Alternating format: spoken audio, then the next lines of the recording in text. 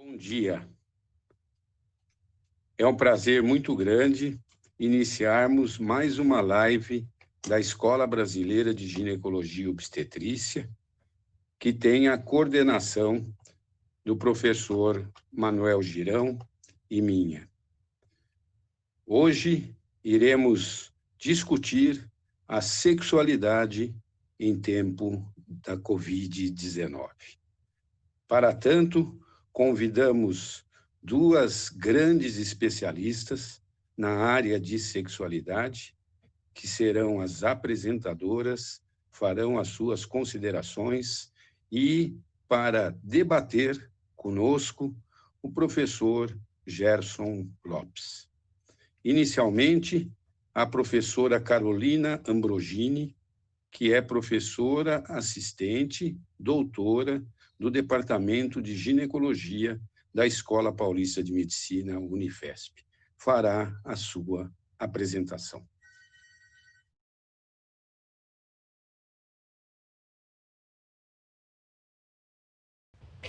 Iniciaremos nossa aula, então, falando um pouco sobre os relacionamentos em tempos de pandemia. É sabido que a pandemia nos gera diversos sentimentos. O primeiro deles, o medo da morte, que gera uma ansiedade e as constantes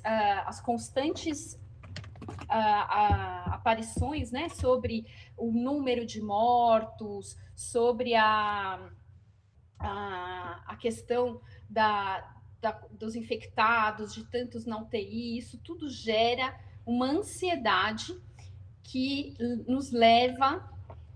só um segundo. Que nos leva ao medo de infecção e ao medo também de nos colocarem nesta situação, de contrairmos a doença, e isso gera uma tensão. Além disso, todos nós fomos obrigados a viver em confinamento, trazendo aí uma nova situação em que não estávamos habituados. Tudo foi de forma muito súbita e fomos obrigados a deixar os nossos planos de lado, modificar todas as nossas vidas e ir para dentro do convívio constante com os nossos familiares. Então, isso gerou um confinamento que trouxe esta insegurança e esses conflitos, além da insegurança financeira, que muitos dos brasileiros e na verdade, todos os habitantes do mundo, né, estamos passando por essa difícil crise de perda de emprego, os comerciantes tendo que lidar aí com funcionários, uma série de problemas que vieram em decorrência da pandemia, além de muitos planos adiados. Às vezes eu fiquei sabendo, né, de muitos casos de adiamento de férias, de casamentos. Então, os dois sentimentos que prevalecem nesta época, primeiro é o medo, que é um sentimento muito forte, que nos leva a ter, às vezes, até um pouco de crise de ansiedade. Então, o medo do desconhecido, o medo da morte, o medo de ser infectado, de algum familiar ser infectado, o medo de termos uma dívida, de perdermos o emprego. E o outro sentimento é a frustração por não podermos estar vivendo a nossa vida da forma como gostaríamos. Temos que adiar nossos planos, enfim. Tudo isso gera também um convívio exacerbado na vida doméstica entre os familiares. As famílias tiveram que se readaptar a uma nova situação com tarefas domésticas, muitas vezes os casais que têm crianças lidando ali com homeschooling, crianças pequenas tendo que ter atenção constante dos pais, que tem que se dividir também no home office, os que estão ainda trabalhando, né? Então, ainda com poucas opções de lazer, porque fomos privados do convívio com os familiares, fomos privados de festas, de jantares, cinemas, então nos restaram poucas opções de lazer. Isso gera uma sobrecarga física e emocional, né? Um extremo cansaço com essas novas atribuições e também um estresse emocional de ter que dar conta de tudo, ainda vivendo aquele medo e aquela frustração que são típicos da pandemia. E o efeito disso nos relacionamentos? Então, percebemos ali uma dificuldade dos casais em se readaptar, muitos tiveram que fazer uma redivisão de tarefas, e muitas vezes a mulher é sobrecarregada nessa divisão de tarefas, porque em muitas famílias a obrigação de cuidados com as crianças e de alimentação, limpeza da casa ainda é uma sobrecarga feminina. Isso começa a gerar atritos entre o casal, porque essa mulher começa a se sentir sobrecarregada e gera mais brigas, mais conflitos, até que uma nova divisão de tarefas seja feita, né? Irritabilidade, porque se estamos com medo, frustrados, cansados e sobrecarregados fisicamente, a irritabilidade é algo que se sobrevém. A hiperconvivência também acentua os defeitos alheios, né? Então, se eu estou convivendo muito de perto com aquela pessoa que muitas vezes saía para trabalhar e que eu via de manhã e só à noite, se eu estou convivendo com eles o tempo todo, essa hiperconvivência, claro, acentua os defeitos daquela pessoa, né? Então, se ele já me irritava em determinada questão, agora essa irritação é multiplicada por 10, por 20. Então, ainda mais com crianças, nessa situação de crianças, nessa situação de enfrentamento de problemas, tudo isso, né? Às vezes um tá irritado, tá preocupado, desconta no outro. Então, essa hiperconvivência vai gerando ali muitos atritos. Além disso, o casal perde espaço, né? Porque se a família toda está convivendo na mesma casa, o casal perde aquele espaço de intimidade que muitas vezes ele tinha. Então, é criança o tempo inteiro passando, são uma hiperconvivência, né? Todos os lugares da casa começam a ser habitados, o casal vai perdendo espaço e os problemas de relacionamento aumentam. O que nós temos percebido é um aumento de brigas e discussões. Aqueles casais que já viviam em alguma crise, a gente percebe uma piora dessa crise conjugal, por conta mesmo dessa hiperconvivência, junto com todos os outros problemas que a pandemia trouxe. E muitas vezes um quer sexo para ter uma válvula de escape dessas tensões.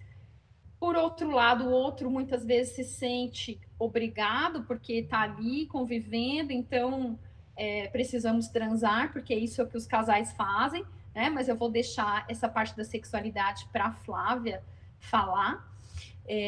Mas muitas vezes o sexo também é um ponto de atrito entre os casais, ou por a libido ter diminuído de um e a do outro estar aumentada, porque é uma válvula de escape de estresse. Então esse descompasso entre o desejo sexual muitas vezes gera também crises, né? Porém, o que outras questões que vem acontecendo é um aumento do companheirismo. Aqueles casais que já eram companheiros antes, né, da pandemia, essa situação pode ter feito com que eles ficassem mais companheiros ainda, pelo enfrentamento em conjunto das crises, das dificuldades. Então, alguns casais tiveram aí uma melhora do seu relacionamento por serem obrigados a trabalhar em conjunto e acharem soluções em conjunto e caminharem de mãos dadas para enfrentar essa dificuldade. Porém, um dado triste do Fórum Brasileiro de Segurança Pública, que foi divulgado esta semana, evidenciou aumento dos casos de feminicídio em 22% comparado com 2019. Então, esse primeiro semestre de 2020, comparado com 2019, houve um aumento de 22% dos casos de feminicídio. E, por outro lado, uma menor taxa de denúncia de violência doméstica. Então, o que está acontecendo? Esse hiperconvívio entre os casais, né, tem gerado mais brigas, aumento da violência doméstica, porém, o fato de estarmos em confinamento e dos serviços públicos também estarem trabalhando em outro ritmo, né, tem feito com que as mulheres denunciem menos a violência. Isso é muito preocupante, porque elas estão convivendo diretamente com o agressor e não estão conseguindo denunciá-los. Porém, um dado importante que nós podemos também alertar as nossas mulheres, né, é que o BO pode ser feito por via online. Então, elas podem sim buscar ajuda e denunciar. Então, resumindo, o que nós percebemos como efeitos no relacionamento dos casais ou a união, aqueles casais que já tinham uma sintonia, que já eram muito companheiros, se tornaram mais companheiros ainda. Porém, aqueles que já tinham conflitos ou que não conviviam muito e passaram a conviver, e, né, isso realçou os defeitos, muitos casais estão reavaliando o relacionamento. Inclusive, em outros países, nós tivemos um aumento do número de divórcios nesta pandemia.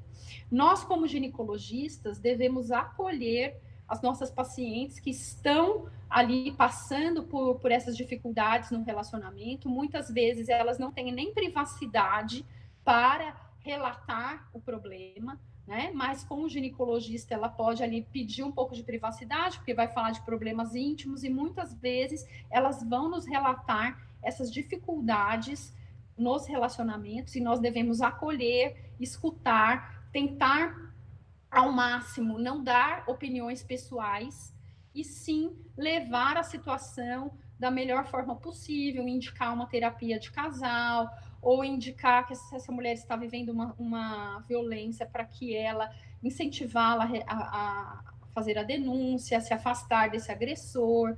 Então, sermos ali um ponto de acolhida dessas mulheres. Obrigada. Obrigado, Carolina, pela excelente apresentação, bem pertinente e muito atual para os dias que estamos atravessando. Gostaria de convidar agora para fazer sua apresentação a professora Flávia Fairbanks, assistente doutora da disciplina de ginecologia da Faculdade de Medicina da USP.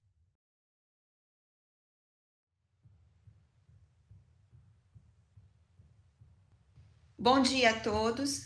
Muito obrigada à Escola Brasileira de Ginecologia e Obstetrícia pelo convite, na pessoa do professor Manuel Girão e professor Edmundo Baracá, para participar com vocês dessa live, que vai tratar de um assunto extremamente atual e importante. Como nós iniciamos um momento mundial completamente diferente, houve também mudanças em todos os tipos de relacionamento.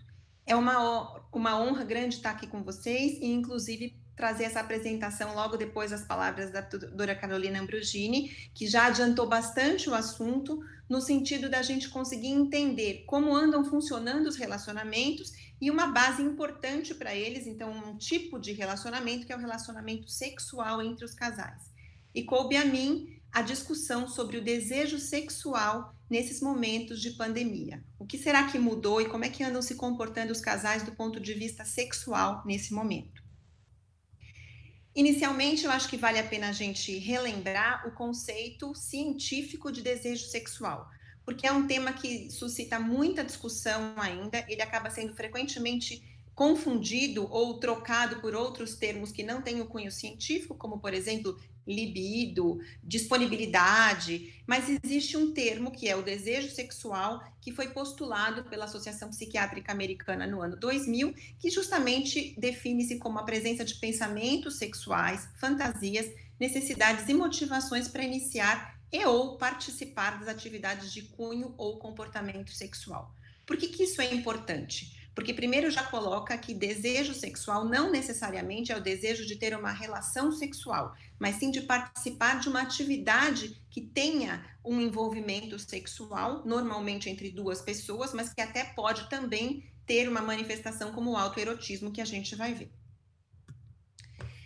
Para que o desejo sexual esteja presente, precisamos entender um pouquinho sobre os neurotransmissores, porque, sabidamente, é no sistema nervoso central que esse impulso inicial começa, fundamentalmente baseado no equilíbrio da dopamina e serotonina nas sinapses. Porém, isso não se restringe exatamente só a dopamina e serotonina, pois o desejo sexual se apoia no impulso, que seria o início da motivação para a atividade sexual, na aspiração, ou seja, na vontade de participar de um ato sexual e na motivação para tê-lo. E sobre esses outros três aspectos, a gente tem outros neurotransmissores que facilitam essa resposta.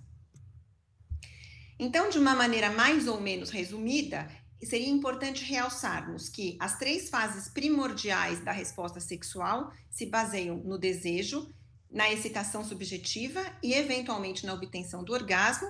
E sobre essas fases especificamente, nós temos a ação de neurotransmissores importantes, que são representados, inclusive, pelos esteroides sexuais, aqui colocados na figura da testosterona e do próprio estrogênio. Além disso, outros fatores são bastante importantes também nessa resposta, como a presença da serotonina nas sinapses em equilíbrio com a dopamina, como a gente já comentou, e também o aspecto dos estímulos ao estresse, a figura do estresse representados pela norepinefrina e associados. Dessa maneira, dá para ficar bem claro que a função sexual tem uma relação íntima em situações de estresse e em situações de equilíbrio e homeostase. Quando o organismo feminino, ou na verdade um organismo geral, porque essa modulação não se restringe às mulheres, está sujeito a um momento de estresse, como aquele que estamos vivendo agora, em tempos da pandemia do Covid-19, claramente esse equilíbrio dos neurotransmissores pode estar um pouco afetado. E, consequentemente, fica muito claro o impacto, muitas vezes negativo, sobre a resposta sexual que a gente pode imaginar. De uma maneira geral, não restrita a tempos de pandemia, é mais ou menos nesse modelo que a gente se apoia para entender a ação dos principais neurotransmissores em relação aos comportamentos gerais, tanto cognitivos quanto sexuais.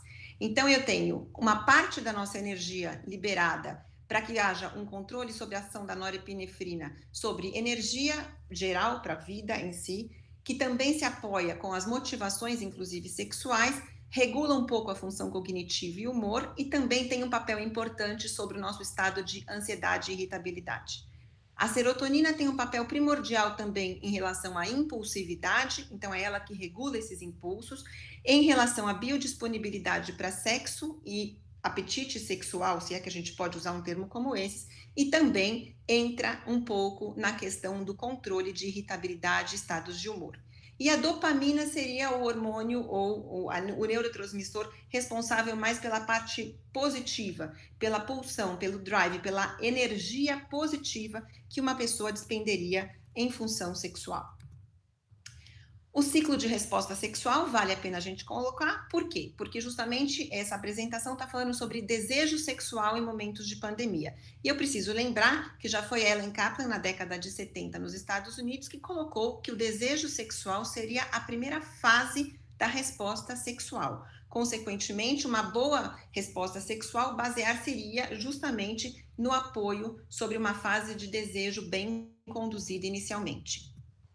Mas, no ano 2000, o modelo da resposta sexual mudou um pouco e passou a ser esse modelo mais circular, onde os fatores estressores exógenos também têm um efeito positivo, lembrando que, num relacionamento de mais longa duração, uma mulher ou um casal poderia se encontrar, mas esse modelo basicamente seria para a figura feminina, num estado de completa neutralidade, ou seja, não estava muito pensando na figura ou na relação sexual ou em atividade sexual naquele momento, e a partir de um estímulo sexual adequado, seria possível desencadear um estado de excitação e um estado de desejo que se auto-retroalimentariam positivamente, levando a uma satisfação física e emocional.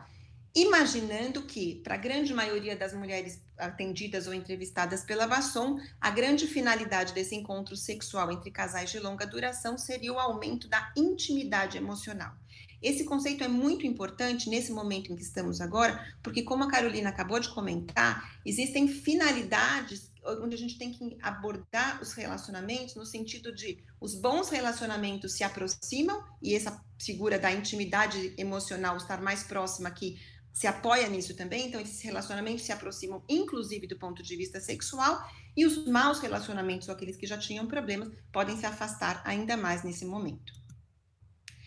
E desejo sexual não pode ser visto simplesmente como ter ou não ter, porque ele está representado, ou ele está sempre apoiado numa situação onde eu preciso olhar um grande problema, por isso essa figura é muito interessante, ela é da professora Ana Maria Giraldi, e ela representou a figura da saúde sexual como um elefante. Se eu olhar de longe e falar, nossa, não sei nem por onde começar, isso é realmente muito impactante. Porém, se eu for conseguir esmiuçar, eu entendo que ela está basicamente apoiado ainda naquela questão da função biopsicossocial, e cada uma dessas situações precisam ser analisadas para eu entender por que de um casal, ou especificamente de uma mulher, ter ou não o desejo sexual. Então, aspectos relacionados à função hormonal, a outras doenças e saúde em geral, efeitos colaterais de medicamentos, aspectos relacionados do ponto de vista psicológico, a presença ou não de ansiedade e depressão, e nesse momento que estamos vivendo entendemos que os níveis de ansiedade e depressão da população estão realmente mais intensos, autoestima e autoimagem, estamos vivenciando um aspecto de piora da epidemia de obesidade na população em função do sedentarismo induzido aí pelas questões de quarentena, o próprio envelhecimento e outras situações, além dos relacionamentos familiares, que também estão estressados nesse momento,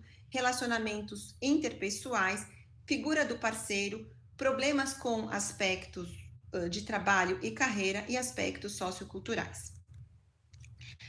Dessa maneira, como é que a ciência vem entendendo, apesar de todas essas publicações serem muito novas, como a gente vai ver, a situação do desejo sexual nesse momento? Então, existe um modelo que mostra, que foi colocado, inclusive, no ano passado, num projeto, ou, na verdade, numa era antes de se imaginar uma situação de pandemia, que seria mais ou menos da onde vem exatamente o desejo sexual, onde a gente traz para a situação da ocorrência ou não do desejo, a situação das relações ou das experiências prévias, a relação com o seu próprio corpo e autoimagem, e a qualidade dos relacionamentos em relação à solidão, frequência de intensidade de relação, afeição e relacionamentos do ponto de vista cognitivo e interpessoal, e assim por diante. Dessa maneira, esse quadro se traz muito atual para o momento em que estamos vivendo, se nos apoiarmos naquela imagem prévia que eu mostrei para vocês da figura do elefante.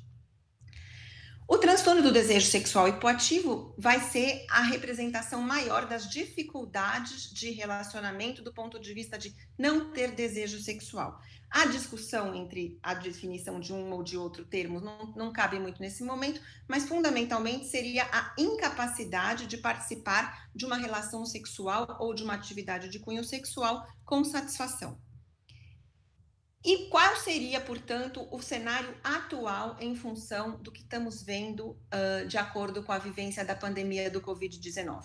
Houve um impacto no comportamento sexual da população, então agora a gente vai falar de trabalhos extremamente recentes, então não tem muitos dados ainda na literatura, mas já tem bastante coisa interessante para a gente ver. Então agora, em julho de 2020, um trabalho de um grupo espanhol, lembrando que a Espanha passou pelo momento que estamos passando agora, alguns meses atrás, então eles já estão com uma vivência um pouquinho mais apurada em relação ao impacto da pandemia sobre o comportamento sexual dos casais. eles realçaram que os grandes desafios trazidos pela pandemia em relação aos comportamentos sexuais foram principalmente o isolamento social, que se representou como uma dificuldade naquelas pessoas que não teriam parcerias fixas em buscar novos parceiros ou novas alternativas, o que estaria contraindicado frente à orientação da restrição em seus domicílios e permanecer no isolamento para evitar a proliferação do vírus.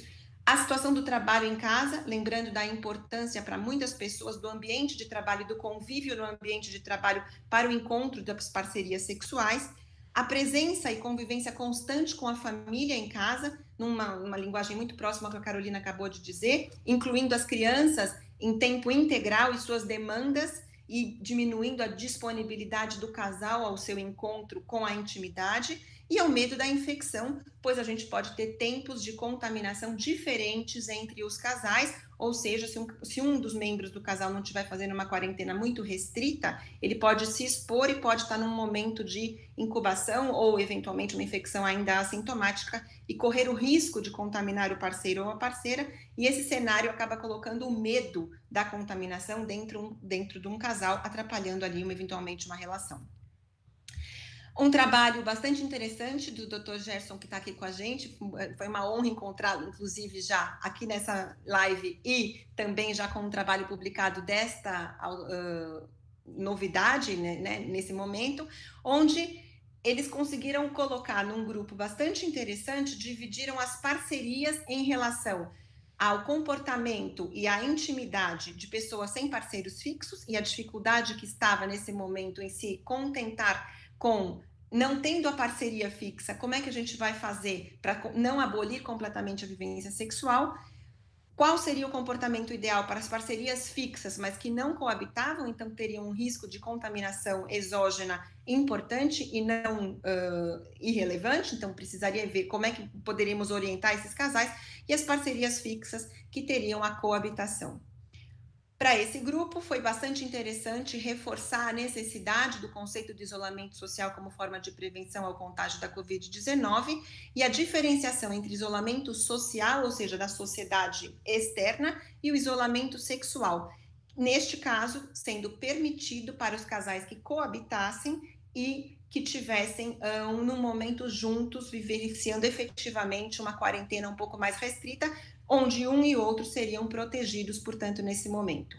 Seria muito interessante também trazer essa discussão, o que o grupo reforça como importante, como estimular ou orientar, inclusive, as práticas do autoerotismo como manutenção das práticas de saúde sexual e, inclusive, a discussão das novas práticas sexuais que acabam sendo discutidas e vivenciadas nesse momento, como o sexo virtual, telessexo e assim por diante. Estimular os casais a recriar a intimidade e explorar aquele momento onde eles estão mais juntos, mais interligados, então nos bons relacionamentos seria um bom espaço para que houvesse a redescoberta sexual entre os membros do casal e mantendo sempre o papel de grande importância da sexualidade, das vivências da saúde sexual na manutenção da saúde mental, também tão importante nos nossos dias, visto o aumento considerável das taxas de depressão, ansiedade e outros transtornos psicológicos. E uma outra publicação que eu achei bastante interessante foi uma reflexão a respeito desse grande papel da sexualidade em função de estarmos ou não mais isolados e será que essas vivências todas que a gente tem do mundo externo se traduzem de fato como uma sensação de que estamos vivenciando a sexualidade? Então, nessa carta ao editor, foi bastante importante a discussão sobre esse desafio representado pela pandemia em todas as formas do relacionamento e a sugestão de que muitos outros estudos se façam envolvendo essas novas formas de relacionamento, porque a visão deste autor seria bastante interessante colocarmos que essa pandemia não está tão próxima do fim assim e que essas novas formas de relacionamento precisam entrar em voga. E esse trabalho eu realmente acho muito, muito interessante. Ele não se atém ao momento da pandemia, mas ele tem muito a ver com o que a gente está discutindo, que seria formas de manter o desejo sexual em relacionamentos de longo prazo, justamente tendo essa reflexão de que eu tenho que me apoiar em fatores individuais, ou quais são as expectativas, como se manter ou manter o parceiro atraente para você, como que ele ainda precisa ser o seu foco, A autonomia do casal dentro desse momento de confinamento, existe a necessidade do respeito do isolamento social, da conexão do casal e da autonomia individual. A autoestima e lembrar, então, inclusive, de práticas para que a gente evite a piora da obesidade, do sedentarismo e de todos os seus cofatores associados. A contenção ou controle de estresse e fadiga, tudo isso num momento ali, num aspecto individual. O relacionamento interpessoal, que tem que ser cuidado, e todos os representantes ou os aspectos neles envolvidos, como a intimidade emocional, a boa comunicação entre o casal, a compatibilidade de fantasias, desejos e aspirações do ponto de vista sexual, a duração desse relacionamento e a satisfação sexual para esses casais. E do ponto de vista social geral, lembrar que existe uma manutenção da saúde sexual da população em virtude do convívio social e como que isso seria possível através de um momento como estamos agora, dessas restrições todas. Então, novas reflexões para tentar manter algum convívio, como esse que nós estamos fazendo hoje nessa live, por exemplo, apesar da forte convicção de que ainda precisamos manter graus de isolamento. E a falta de desejo sexual, portanto, que acaba sendo, sempre foi, o maior dos transtornos ou das disfunções sexuais em todas as áreas estudadas pela sexologia, e nesse momento também ainda como um desafio ainda maior no momento da pandemia. E o que a gente pode fazer para tentar ajudar um casal que esteja passando por um problema como esses, né? Que agravaria ainda mais a ansiedade de todo esse momento que estamos vivendo. Então, fazer o acolhimento, essa abordagem, a avaliação básica, olhar como sempre olhamos, para mudanças de estilo de vida, tratamento de outras comorbidades, averiguação do status hormonal dessa paciente, se a gente pode fazer alguma coisa por isso, tratamento e abordagem adequadas das disfunções psicológicas, inclusive orientando e estimulando as psicoterapias individual e de casal, que podem ser feitas, inclusive, de uma forma online, a prática de exercícios físicos, mudanças de estilo de vida, adequação da dieta, ou seja, muito há de se fazer, mesmo em momentos de restrição do convívio social geral, porque a gente ainda pode olhar para a sexualidade como um dos 4 grandes pilares da qualidade de vida, conforme a Organização Mundial de Saúde já nos falou há muito tempo, desde a década de 1980. Mais uma vez agradecendo aí a oportunidade de participar e discutir com vocês e aguardando os nossos colegas para a nossa discussão a posteriori. Muito obrigada. Muito obrigado, Flávia. Também uma apresentação excelente.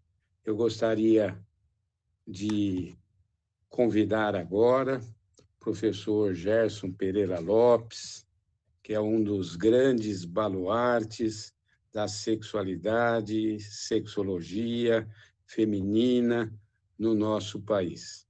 O professor Gerson é responsável pelo setor de sexualidade do Hospital Mater Dei, em Belo Horizonte, Minas Gerais, e é um nome reconhecido nacional e internacionalmente na área de sexualidade feminina. Já foi presidente da Comissão Nacional de Sexualidade da FEBRASCO e vai agora debater os temas que foram apresentados. Os relacionamentos em tempos de Covid e o desejo sexual em tempos de pandemia. Então, professor Gerson, a palavra é sua agora, meu irmão. Em primeiro lugar, eu não tenho como dizer a honra de estar nesse momento participando de um grande projeto que está muito focado dentro do contexto que a gente está vivendo. Provavelmente isso até tem uma tendência de continuar o aprendizado através online. Ficou fácil para mim, porque as 2 exposições foram brilhantes, brilhantes mesmo. Parabéns às 2 professoras. E eu não vou repetir de maneira nenhuma o que foi dito, mas só enfatizar algumas coisas. Quando a professora Carolina colocou a questão dos relacionamentos, todo ginecologista deve ter percebido na clínica que quando a mulher entra na menopausa, entra em condição de climatério, ela vive uma crise. E crise nem sempre é negativo. pode ser uma oportunidade de crescimento. Até se você pegar a palavra change, de mudança, e trocar o G pelo C, há uma chance em toda crise de acontecer mudanças. Porém, todo ginecologista tem a experiência que, se ela vem antes mesmo do climatério em relacionamento muito ruim, a tendência é que fique pior depois desse momento. A mesma coisa, e foi muito bem enfatizado pela Carolina, a questão que, se ela entrar mal, se o relacionamento está muito ruim, não quer dizer que não há chance de melhorar com a pandemia, mas a chance maior é que vá piorar mais ainda. Uma outra questão que ela colocou, e ela colocou aquela estatística de feminicídio, de violência contra a mulher, do semestre todo, mas em março, quando eles deram a primeira pesquisa, a primeira casuística, eu assustei muito, porque se você comparasse março de 2020 com março de 2019, quase 45% de aumento sobre a mulher em termos de violência. É lógico que eles não dissecaram de maneira nenhuma que tipo de violência, mas eu posso prever que muitas dessas violências têm cunho sexual. É aquele indivíduo que, de uma forma antagônica, tem pessoas que, diante de crise, o desejo até aumenta.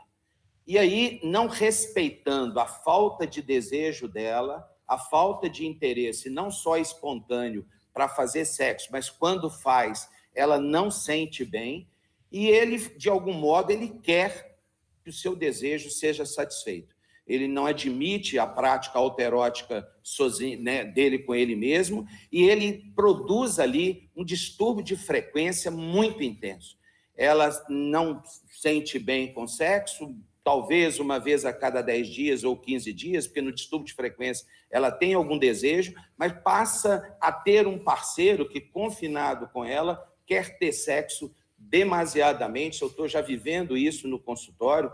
Eu, quando em Belo Horizonte não tinha tanto a Covid e tal, tanto a pandemia não estava tão afetada, eu atendia 2 dias na semana, agora só atendo 1 dia, mas o que a gente está vendo, esse distúrbio de frequência, ele está aumentado demais em função de uma pessoa, geralmente é homem, eu já tive alguns casos de mulheres, que demandam dele muito. É lógico que pela autoridade, na verdade nem autoridade, pelo autoritarismo dele, ele não admite as coisas, a violência acontece mais, eu chamo isso de violência sexual doméstica, quando o outro impõe sexo à parceria, sem que a parceria vá desejar. E em relação à exposição da professora Flávia, desejo sexual, e até foi interessante quando ela falou em apetite sexual, é um termo até que o professor Ricardo Cavalcanti usou muito desde 84, ele chamava de inapetência sexual, a falta de apetite. E tem um professor, um sexólogo famoso na França, que fala que o desejo sexual hipoativo é uma anorexia sexual. Ele não põe desejo sexual hipoativo, ele põe anorexia, só para lembrar disso. E eu acho que o momento, ele realmente é muito mais anoréxico do ponto de vista sexual, se a gente pudesse generalizar, porque alguns estudos que foram feitos, o maior em N, foi da NBC, né, da rede de televisão NBC dos Estados Unidos. Eles avaliaram 10 mil pessoas e praticamente 50%, 49%, o impacto na sexualidade foi negativo. É interessante que 23% o impacto foi positivo. Eles não dissecaram a pesquisa, não destrincharam a pesquisa, mas eu acredito que, nestes casos, provavelmente eram casais mais jovens, onde os dois não tinham nem contato físico, porque trabalhavam muito, e no momento que os dois foram confinados, e ali talvez pessoas mais jovens sabem colaborar um com o outro, os papéis são bem mais harmônicos, e talvez por esses sem filhos, porque a presença de filhos e o trabalho home office trouxe um problema muito grande, principalmente para quem tem filhos até 10 anos, isso eu vivencio no consultório. E aí eu acho que, se fosse observado quais são esses casais, que 23% desses casais que melhoraram, que tiveram impacto positivo na sexualidade, provavelmente seriam esses casais. Até um estudo interessante para uma tese, tudo, para ver aqueles casais que houve melhora da sexualidade, o que aconteceu realmente. Eu só gostaria de enfatizar essa resposta antagônica de desejo que algumas pessoas têm frente à crise. Se a gente comparar até com o apetite sexual, tem gente que, diante de angústia, aumenta o apetite alimentar. Tem gente que, diante de angústia, emagrece porque não tem apetite alimentar nenhum. Eu não esqueço de uma paciente chamar o marido na frente de monstro, e de uma forma muito triste, chorando, porque houve o falecimento da mãe dele, houve o enterro às 10 horas, 2 horas, ele queria fazer sexo com ela. Esse é um exemplo claro de uma pessoa que tem o desejo de uma forma extremamente antagônica. E aí, é bom deixar claro, a gente tem que ajudar essa parceira a ser assertiva, a se valorizar, mas valorizar o outro, porque quando ela começa a fazer apenas para não perdê-lo, ela se perde. Ela começa a ter um quadro, e quanto mais jovem, geralmente as mais jovens não se submetem tanto, é perigosa a generalização, mas quanto mais jovem, mais risco a gente tem dela desenvolver aversão, que ela sente como se fosse estuprada, para ela fazer sem sentir bem, e ela está desenvolvendo ali um quadro, talvez inicialmente não de desejo sexual hipoativo, mas posteriormente desejo sexual hipoativo. E eu diria, nesse trabalho que eu fiquei muito feliz da professora Flávia colocar, e eu já fico mais feliz ainda quando eu vejo tantas pessoas já citando mundialmente, é que essa reinvenção da intimidade, ela é obrigatória. Eu sempre uso que o vírus não tem o vírus tem pressa. O vírus cresce em termos de provocar medo e doença geometricamente. Já a intimidade, ela é progressiva aritmeticamente. Se a gente pudesse fazer uma explicação aqui um pouco grosseira, mas seria isso. E um problema muito sério é que a intimidade, como dizia o meu guru Volber de Alvarenga, é um trem que demora. É uma coisa que não é tão fácil. Então, nós vamos ter que começar a reinventar. E quando a gente foi colocado lá, quando não tem parceria fixa, a gente tem que reinventar a intimidade com a gente mesmo. Está na hora da gente se conhecer e, no máximo, conhecer o outro virtualmente e depois transformar num conhecimento real quando a pandemia assim permitir.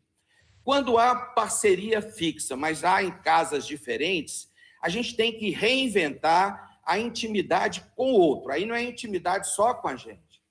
É dormir em quartos separados, que eu já vi quando o outro trabalha fora ou mora em outra casa e ele vai estar no fim de semana, porque o outro pode estar, a não ser que o outro seja IgG positivo, por mais controverso que seja, mas ele estaria já, tem a carta da alforria, alguns crentes falam, eu já tenho a minha carta de alforria.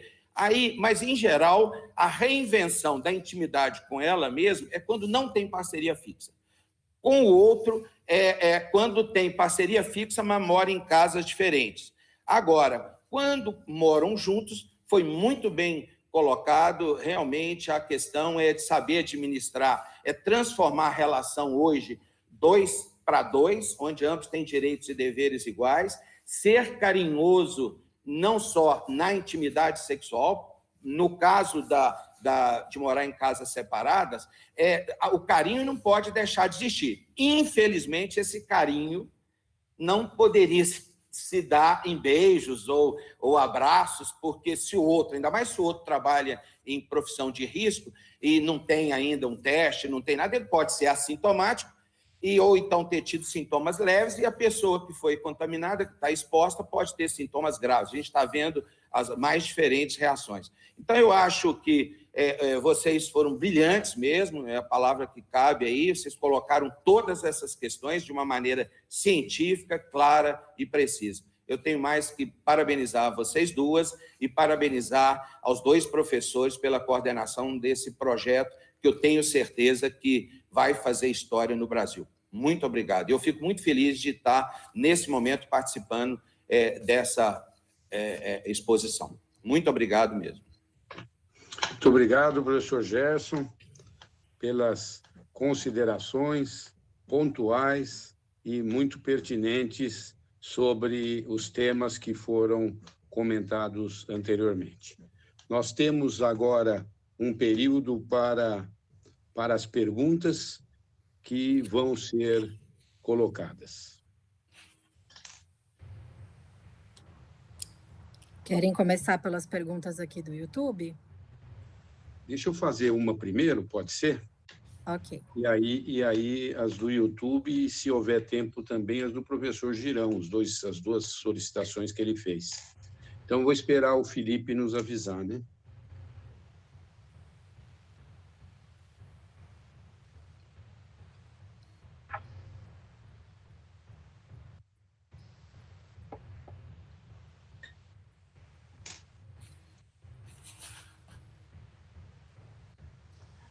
Eu gostaria de fazer uma pergunta inicial para as duas professoras palestrantes.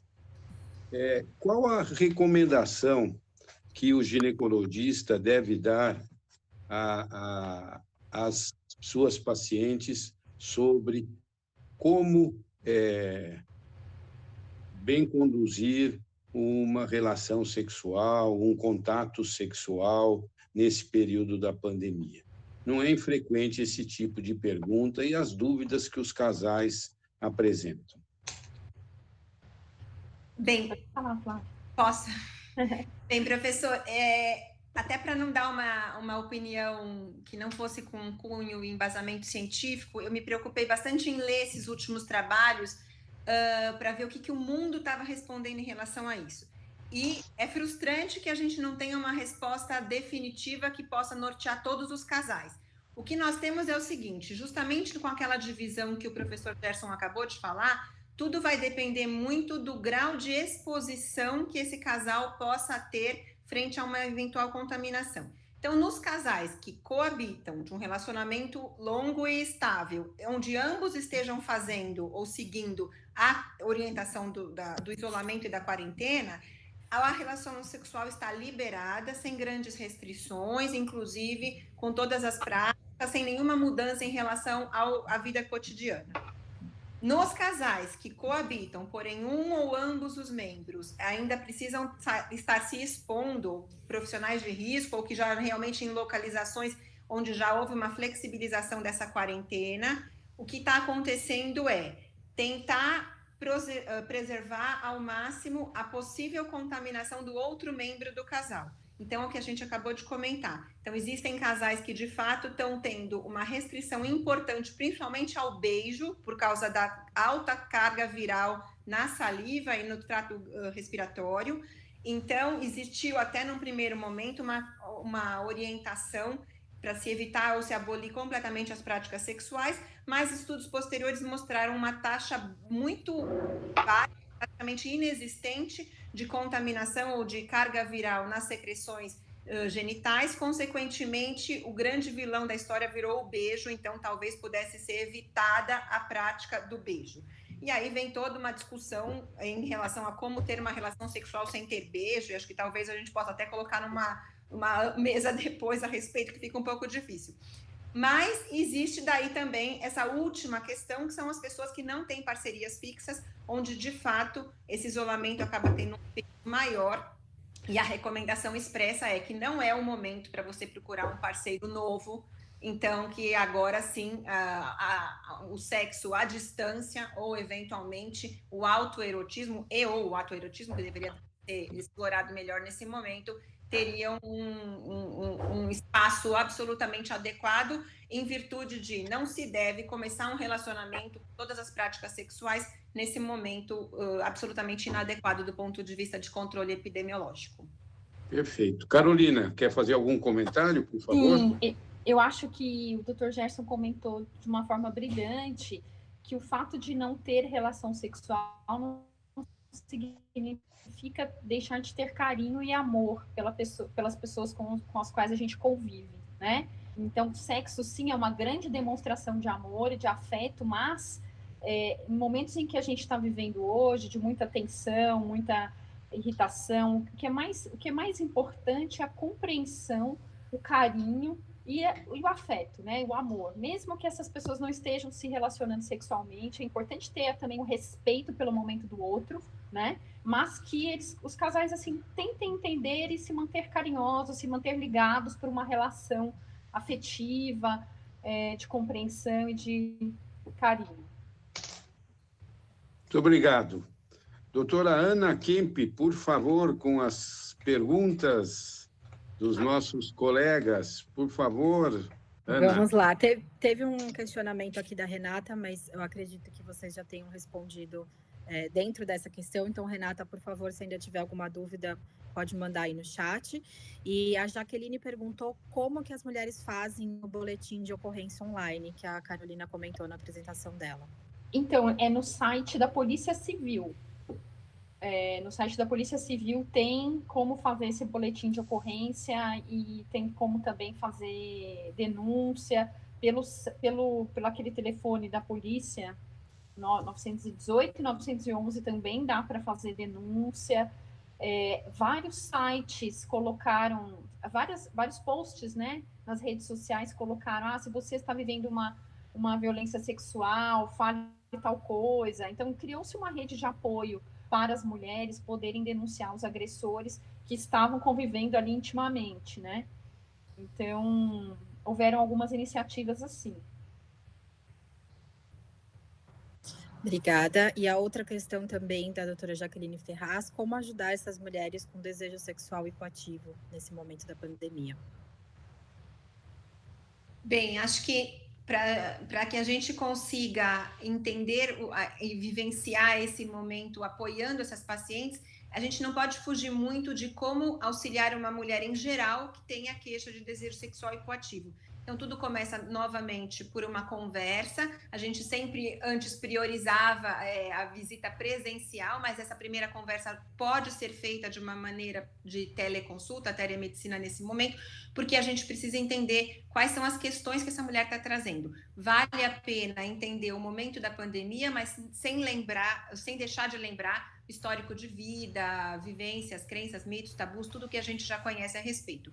Além disso, orientar em relação a essas questões do relacionamento, em relação à questão de culpa. A gente tem tido muitas pessoas que até gostariam de, isso é uma discussão importante, até gostariam de estar seguindo à risca essas orientações todas que a gente está discutindo aqui, mas ficam com muito medo do impacto negativo que isso possa vir a ter no relacionamento a longo prazo, trazendo em palavras de consultório ou das pacientes.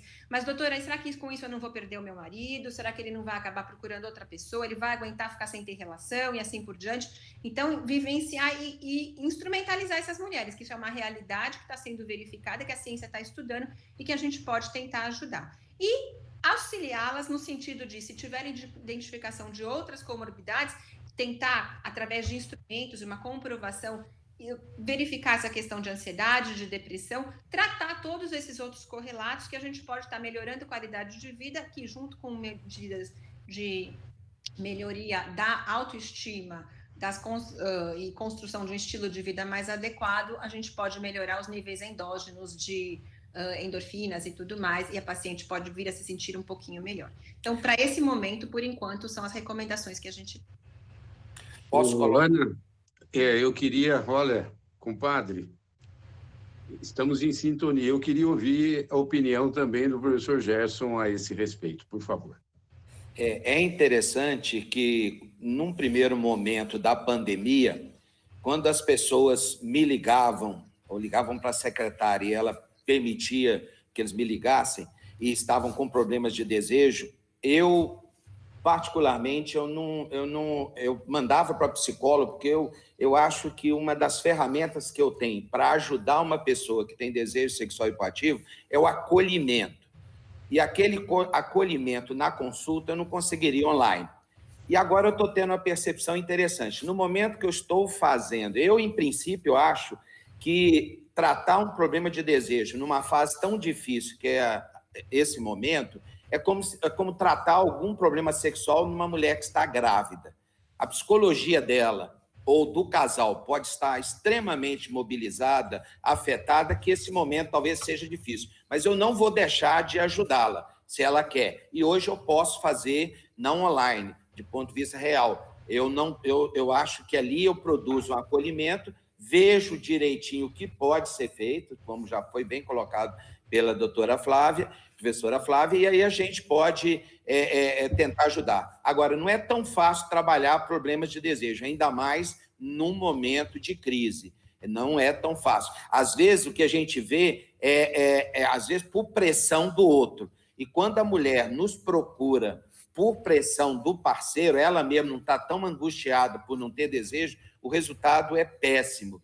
Então, tem que tomar cuidado, porque às vezes os ginecologistas com onipotência que a gente tem como médico, a gente traz desde quando a gente passou no vestibular, infelizmente, e a idade vai fazendo a gente perder, né? A onipotência afasta você do cliente. E aí, você perdendo a sua onipotência, você vai perceber que muitas vezes você é impotente em promover ajuda. O parceiro não quer estar presente, é ele o grande responsável pela pressão sobre ela, e aí o melhor é encaminhar para uma psicoterapia. E se estiver deprimida, gente, cuidado, não tente tratar com subdose de antidepressivo, não, ou tempo curto de antidepressivo. Encaminhe para um psiquiatra para fazer esse atendimento se há depressão junto. Ana, por favor. A gente tem mais uma questão, que é do Dr. Jabas Magalhães, que vai estar presente aqui na nossa próxima live. E ele perguntou se o atendimento online está ajudando nesse momento. Eu tenho percebido que sim, eu tenho atendido, inclusive possibilitou atender mulheres de outras localidades, né? Porque as especialistas em sexualidade não são muito prevalentes no país. Então, eu tive até a oportunidade de tratar mulheres de outras cidades, e eu acho que tem ajudado, sim. É uma forma de... A gente tem que... É o nosso novo normal, né? A gente tem que se adaptar, e os pacientes também, mas eu acho que está sendo produtivo. Qual que é a experiência de vocês? Eu tive a mesma impressão. Eu acho que ajudou, principalmente aqui em São Paulo, naquele primeiro momento, onde a gente teve uma orientação de restringir as consultas às emergências. Uma mulher que estivesse vivenciando uma dificuldade sexual nem sempre imaginava que isso fosse uma emergência. Sim. E esse momento, a possibilidade de fazer uma consulta online permitiu que essa paciente não se sentisse tão órfã, tão abandonada. Então, eu também tive essa impressão, a mesma que a Carolina, que nos ajudou. E agora que está voltando um pouquinho a questão do atendimento presencial, a gente consegue dar um segmento, porque essas pessoas também não querem se deslocar tantas vezes. Às vezes ela quer fazer uma consulta presencial e depois ela mesma faz a demanda. A gente não pode continuar esses próximos atendimentos de uma maneira virtual e tudo mais. Então, acho que vieram para se somar. Eu estou com uma experiência positiva em relação a isso também. No meu caso, tem um viés aí na avaliação terrível, né? Por ser um tecnofóbico, uma pessoa que é analfabeta digital, tentando lutar para inserir nesse mundo aí atual, mas a impressão que eu tenho recebido é que está ajudando, sim. Eu, inclusive, fui convidado por um ginecologista que largou a ginecologia para ter uma grande rede de atuação à distância. Ele tem em Dubai, ele tem vários lugares, ele faz atendimento de saúde, ele criou um departamento de sexualidade para que eu assumisse, o de psiquiatria já existe, para fazer esse atendimento online. E eu me neguei porque eu acho que eu não seria a pessoa mais indicada, não. Mas então tem esse viés aí que não pode deixar, mas eu concordo com as duas, a impressão que se tem é que está ajudando, sim. Muito bom.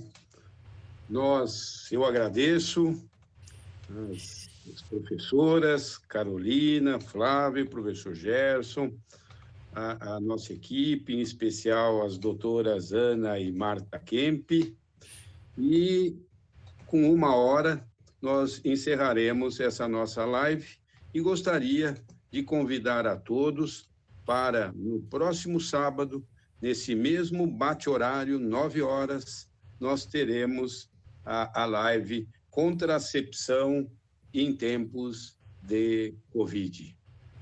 Até sábado próximo. Um grande abraço. Bom fim de semana. Obrigada. Bom Dia dos Pais.